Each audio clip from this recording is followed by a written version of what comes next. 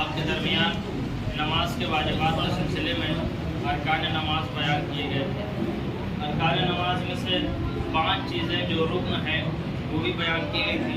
کہ نیت، تکبیرۃ الاحرام، قیام، رکوع اور سجود یہ رکن ہیں۔ اگر انہیں کوئی بھولے سے یا جان بوجھ کر بھی چھوڑ دے تو اس کی نماز باطل ہے۔ کل آپ کے سامنے میں نے نیت کے بارے میں بیان کر دیا تھا کہ نیت کیا چیز ہے۔ نیت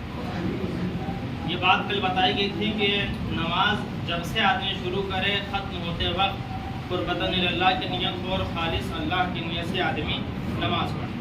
اگر کوئی شخص نماز کا کچھ حصہ بھی اللہ تعالیٰ جل شانہ کے علاوہ کسی اور کے لیے بجا لائے، یعنی نماز آدمی پڑھ رہا ہے اس میں سے کچھ حصہ یہ سوچ کے بجا لائے کہ یہ اللہ کے لیے ہے اور یہ حصہ کچھ دوسروں کو دکھانے کے لیے ہے، تو اب وہ حصہ واجب ہو مثلاً سورہ حمد یا مستحب ہو مثلاً قنوت، چاہے وہ سورہ حمد اتنے اچھے سے پڑھ رہا ہے کہ لوگ دیکھ کے اس کی واہواہی کریں، یا قنوت اس انداز سے پڑھ رہا ہے کہ لوگ دیکھ کے اس کی واہواہی کریں، یعنی یہ اللہ کے لیے نہیں بلکہ دوسروں کو دکھانے کے لیے پڑھے، اور غیر خدا کا یہ قصد پوری نماز پر محیط ہو، یعنی دوسرے کو دکھانے کے لیے کہ نماز ہو تو اس کی نماز باطل ہے۔ اور اگر نماز تو خدا کے لیے پڑھے لیکن لوگوں کو دکھانے کے لیے، نماز پڑھ رہا ہے اللہ کے لیے لیکن لوگوں کو دکھانے کے لیے کسی خاص جگہ مثلاً مسجد میں پڑھے، یا کسی خاص وقت مثلاً اول وقت میں پڑھے، یا کسی خاص قاعدے سے مثلاً باجماعت پڑھے، اگر یہ سارا کام کسی کو دکھانے کے لیے ہے تو اس کی نماز باطل ہے، اس کی نماز باطل ہے۔ اگر وہ مسجد میں اس نیت سے آ رہا ہے کہ لوگ ہم کو دیکھ کے نمازی کہیں، اگر وہ اول وقت اس وجہ سے آ رہا ہے کہ ہم کو دیکھ کے لوگ نمازی کہیں، اگر وہ جماعت میں اس لیے آ رہا ہے کہ ہم کو دیکھ کے لوگ نمازی کہیں، تو اس کی نماز باطل ہے۔ تو لوگوں کو دکھانے کے لیے کوئی بھی عمل کیا جائے گا تو وہ انسان کا عمل باطل ہوگا، انسان کا وہی عمل قبول ہوگا جو خالصۃ لوجہ اللہ ہو، جو فقط اللہ کے لیے ہو۔ تکبیرۃ الاحرام، ہر نماز کے شروع میں اللہ اکبر کہنا واجب ہے اور رکن ہے۔ اگر آدمی بھولے سے بھی چھوڑ دے تو اس کی نماز باطل ہے، اور ضروری ہے کہ انسان اللہ کے حروف اور اکبر کے حروف اور 2 کلمے اللہ ہو اور اکبر پے در پے کہے، یہ نہیں کہ اللہ کہہ لیا تھوڑی دیر بعد اکبر کہہ رہا ہے، رکنا نہیں ہے، اللہ ہو اکبر دونوں کو پے در پے کہنا ہے۔ اور یہ بھی ضروری ہے کہ یہ 2 کلمے صحیح عربی میں کہے،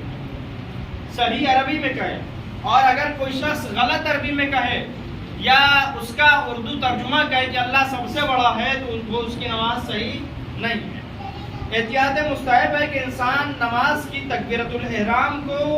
اس چیز سے مثلا اقامت یا دعا سے جو تکبیر کے بعد پڑھ رہا ہو نہ ملائے،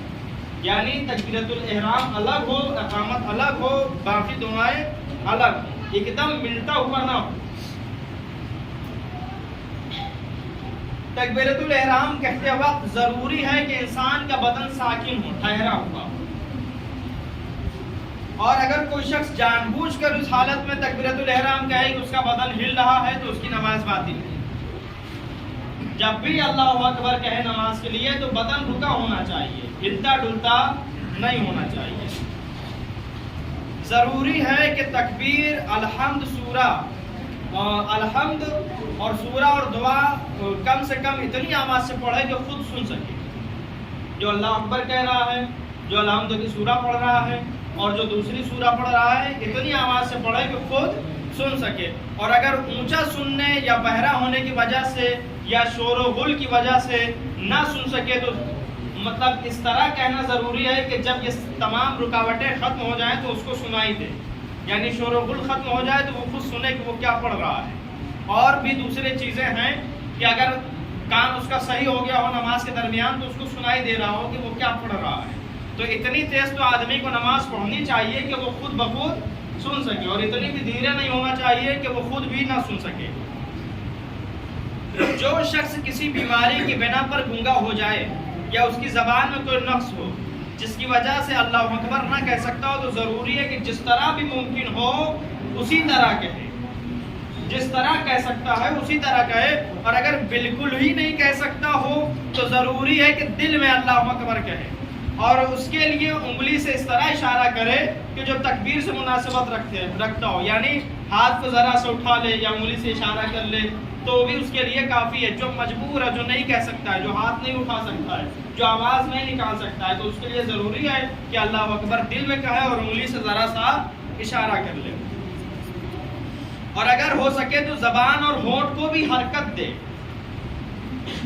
اگر ممکن ہو تو ہونٹ کو بھی ہلائے اور زبان کو بھی حرکت دے۔ اور اگر کوئی شخص پیدائشی گونگا ہے تو اس کو چاہیے کہ عرف عام میں جس طریقے سے تکبیر کہتے وقت لوگ اپنے ہونٹ کو حرکت دیتے ہیں، اسی طریقے سے وہ بھی اپنی زبان اور ہونٹ کو